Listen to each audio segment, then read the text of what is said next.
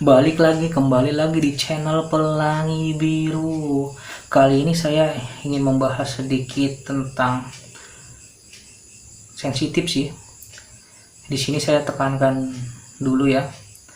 Yang mau percaya silahkan, yang tidak percaya silahkan. Saya di sini hanya berbagi informasi tentang pengalaman saya dan saya ketahui. Sebelum memulai ini semua, jangan lupa seperti biasa memakai masker, menjaga jarak, dan mencuci tangan. Semua ini dilakukan untuk kita terhindar dari penyakit pandemi ini ya. Semoga kita sehat selalu, amin. Jadi seperti ini, kemanakah roh setelah kita meninggal? Jadi begini, kita meninggal kan ada nih, mohon maaf banget saya kali ini kalau ada yang bilang ini orang meninggal matinya masuk surga, ini orang meninggal matinya masuk neraka.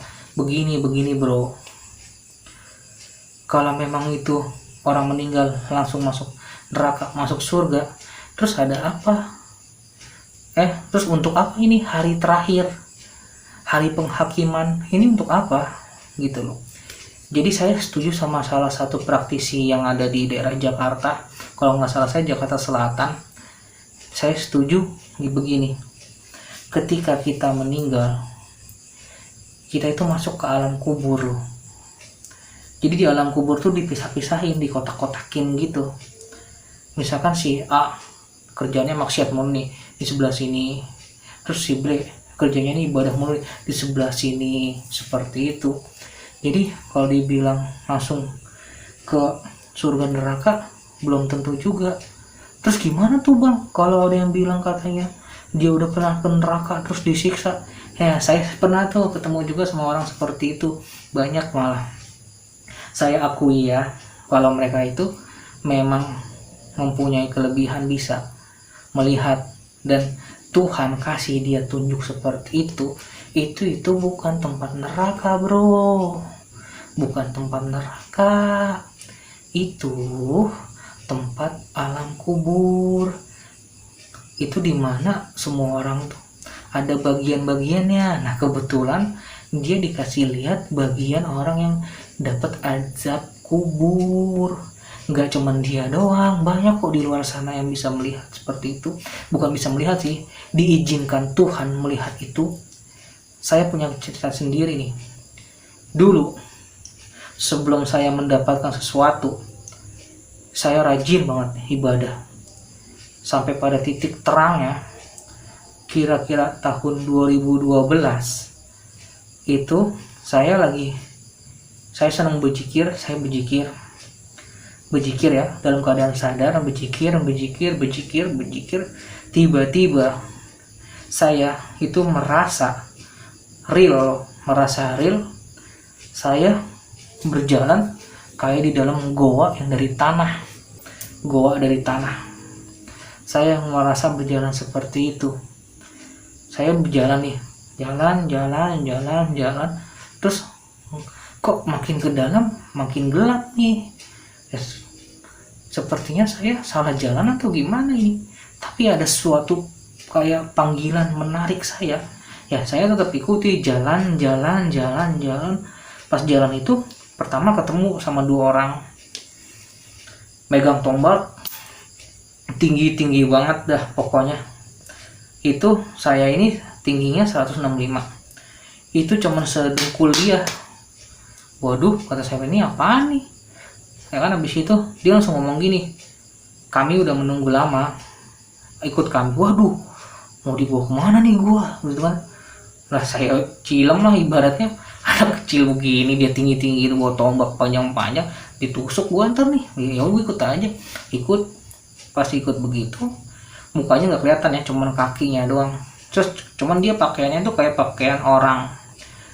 Pernah lihat ini nggak, dewa Mesir seperti itu? Ini pakai celana, terus di sini cuma segini doang nih celananya nih. Kayak kalau kita ngomongnya apa ya, pokoknya lihat dewa Mesir seperti itu, nggak kelihatan wujudnya, cuma kelihatan kakinya doang. Sumpah gede banget. Lagi jalan kayak gitu, terus itu dia ikut, saya ikut kan, jalan ikut. Nggak lama di depan lagi ada pintu lagi kan. Nah berdua lagi nggak, waduh kata saya, apa lagi nih.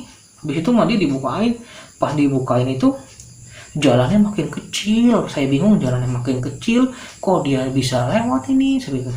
Cara jalan lagi, habis itu mulai nih kedengeran gaduh suara, wah banyak nih suara, wah teriak-teriak, wah tolong saya minta dihidupkan lagi, tolong ampun. Wah kata saya, waduh gua di mana ini, tersesat di mana ini kali ini, gua ngomong gitu kan.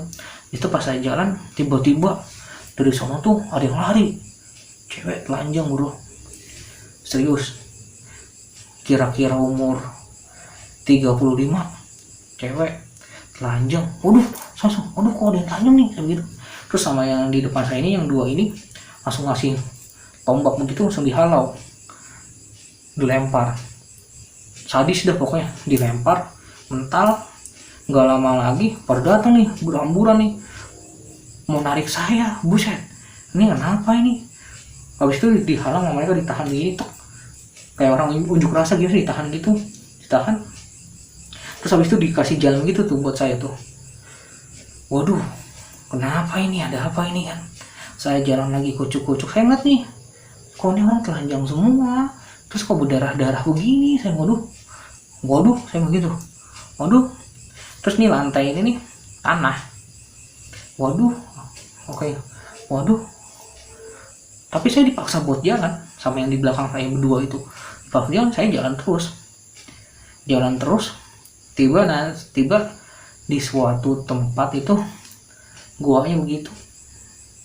Di situ ada kayak bangsa mereka begitu ngasih saya buku.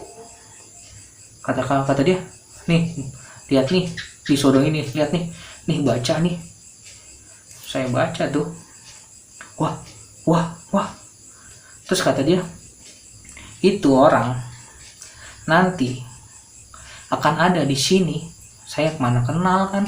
Waduh, habis itu pas kayak begitu langsung saya kekaget nih tasbih sampai lepas.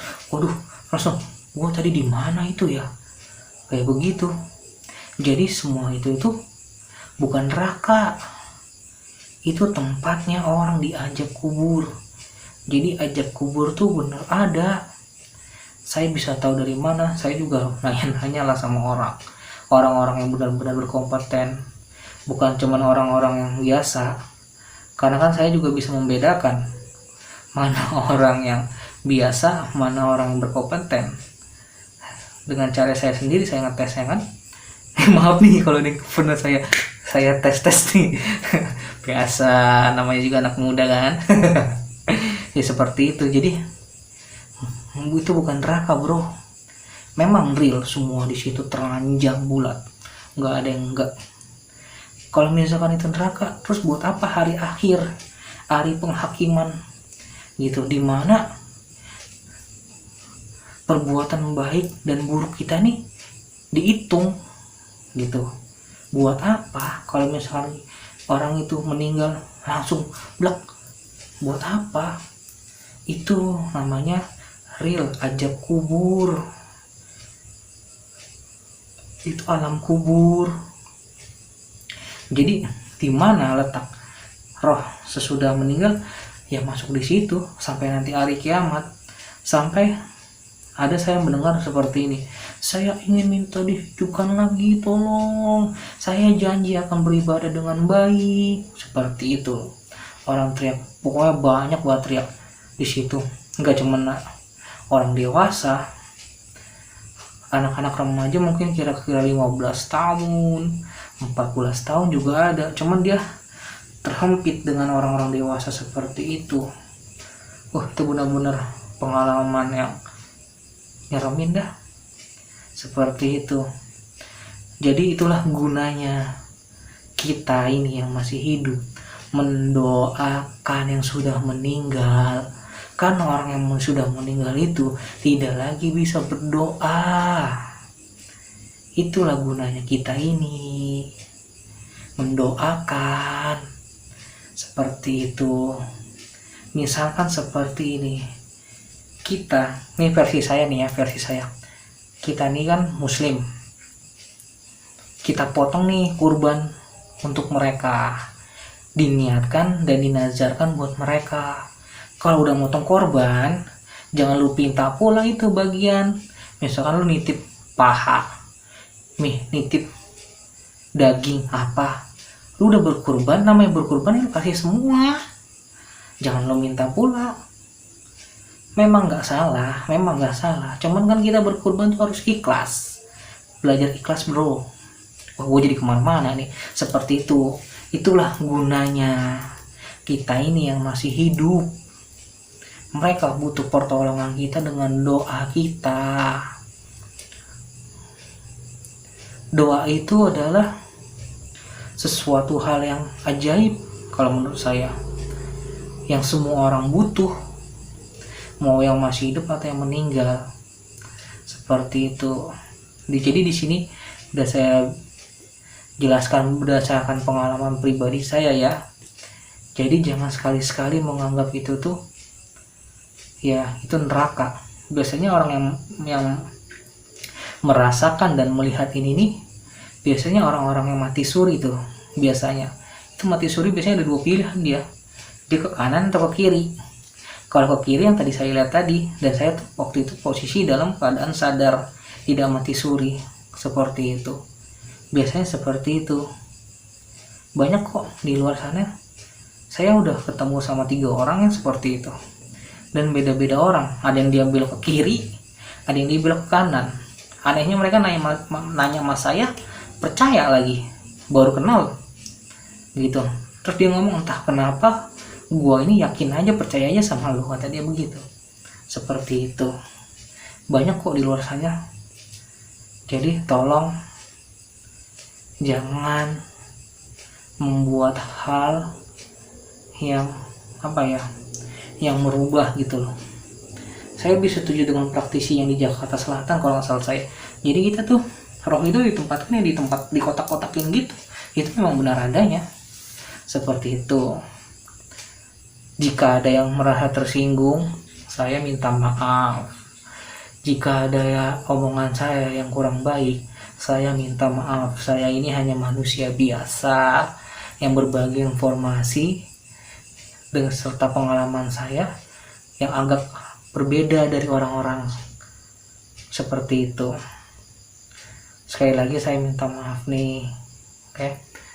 Makasih sudah menyimak video ini.